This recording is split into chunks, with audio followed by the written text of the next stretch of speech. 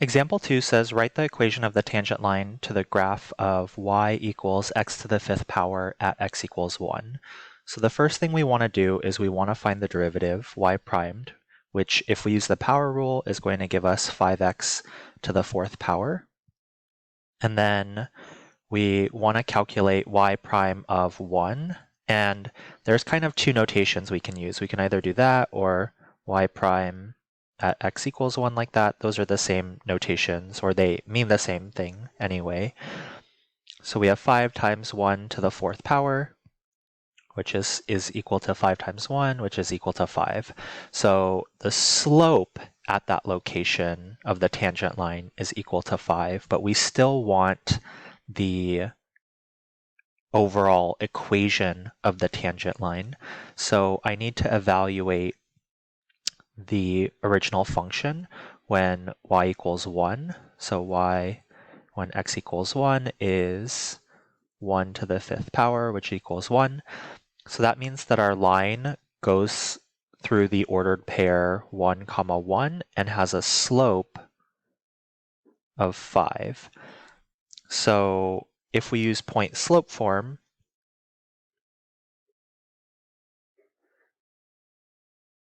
then we can do y minus y1 is equal to m times x minus x1.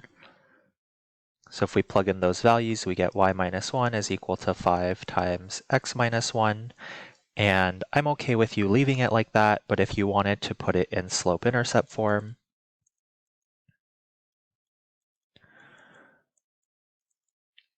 then what you could do is you could distribute the 5. So you get 5x minus 5, and then we need to add 1 to both sides, so we get y equals 5x minus 4. So either of these are fine by me. That is the slope, the equation of the tangent line to this function at x equals 1.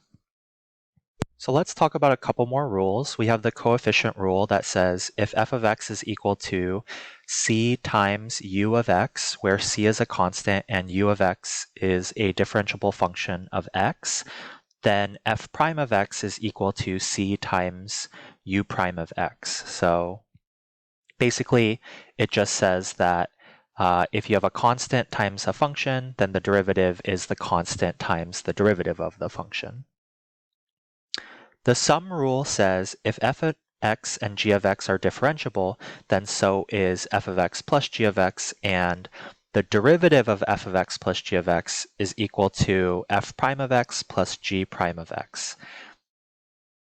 And let's prove that. So this thing is equal to the limit as h goes to 0 of f of x plus h plus g of x plus h minus f of x plus g of x all over h. And then we could kind of rearrange those terms after we have distributed that negative sign. So we'd have f of x plus h minus f of x plus g of x plus h minus g of x all over h. And the properties of limits that we learned previously tells us that we could split this up into two different limits. So this is f of x plus h minus f of x all over h plus the limit as h goes to 0 of g of x plus h minus g of x all over h. And if you remember from the limit definition of a derivative, the thing on the left is just f prime of x, and the thing on the right is g prime of x. And so that is the end of our proof to show that that's what the derivative of a sum is equal to. And similarly, you can show that there's a difference rule that basically says that the derivative of two differentiable functions, f of x and then minus g of x, is equal to f prime of x minus g prime of x. Example 3 wants us to differentiate the following functions. So we have f of x is equal to x to the negative fourth power plus 3. So f prime of x would equal, we can bring down the power and then subtract by 1, and negative 4 minus 1 is negative 5. And then we would take the derivative of 3, which is a constant function, so it's 0. So that is our derivative here. Part B says f of x is equal to 3x squared. Then I would have f prime of x is equal to 3 times the derivative of x squared, which is 2x to the 1 power. And I'm just going to write that as 6x.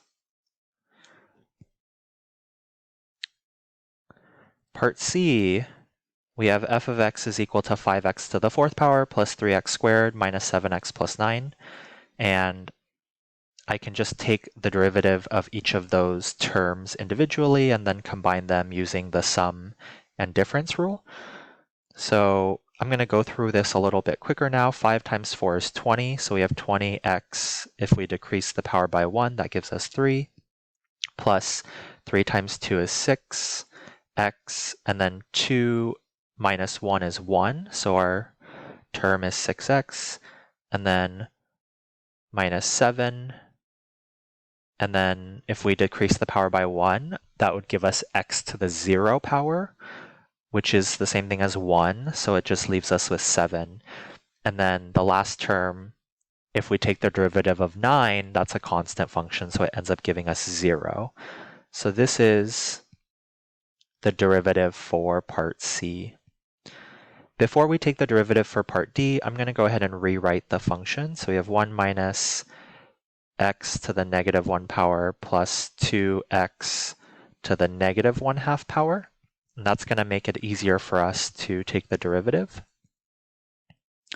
So 1, if we took the derivative of that, that would just give us 0. And then the next term, if I brought down the power, so negative 1 times negative 1, this negative corresponds with this one right here. X to the negative 2 power plus 2 times negative 1/2. X to the negative 1/2 minus 1 is negative 3/2.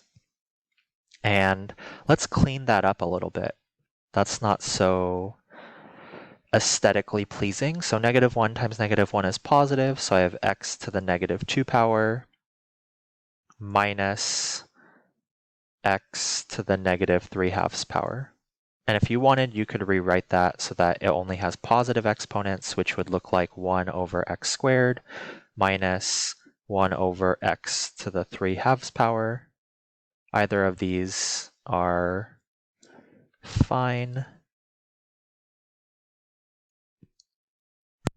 Example E, or part E, says f of x equals the quantity x squared minus x times the quantity 3 plus 2x. And the way that we want to calculate this is we want to expand this first so that it's a polynomial. And let's go ahead and do that. So we want to multiply x squared times 3 first. That's 3x squared. And then we'll multiply x squared and 2x, which would give us 2x cubed. And then we're going to multiply the inner terms, so that gives us minus 3x, and then the last terms would give us minus 2x squared. And if we simplified that, we get f of x is equal to 2x cubed. And then this is a like term with this, and if we combine those, we get x squared, and then the last term we have is minus 3x. Then from here, if I wanted to take the derivative, then I'd use the power rule, so I'd bring down the 3, so 3 times 2x, and then decrease the power by 1, plus I'd bring the power down and decrease the power by 1, and then the last term would just be minus 3 because x to the 0 power is 1. And then if I simplified that, we get 6x squared plus 2x minus 3. Okay, so last one for this example, we have f of x is equal to the square root of x minus x all over x. And at the moment, we can't really take the derivative of this, so we need to do some simplification. So I'm going to rewrite this as x to the 1/2 power minus x all over x. And we can break that up then into two fractions. So we have x to the 1/2 over x minus x over x like that. Now, a quick tangent. When I was taking calculus in high school, my calculus teacher would always say that students don't often struggle with the calculus portion of calculus, but they struggle with the algebra. And so going from this step to this step, hopefully you recognize that you are able to break up a fraction like that. But if you're not, and you need some extra help with the algebra component, please let me know, and I'm happy to help you with that. So we've broken it up into two fractions, and now we want to simplify this. And recall, if you have x to the a power over x to the b power, that's the same thing as x to the a minus b. So you subtract the exponents. If you do that, then we get x to the negative 1/2 power, and then x over x is just 1. So I'm going to rewrite our function. It's x to the negative 1/2 power minus 1. And if we were to take the derivative of that now, you would bring down the exponent and subtract 1 from it. So that would give us negative 3/2. And minus 1 is just a constant function. And remember that a constant function, when you take the derivative of it, it gives you 0. So this is our final derivative function.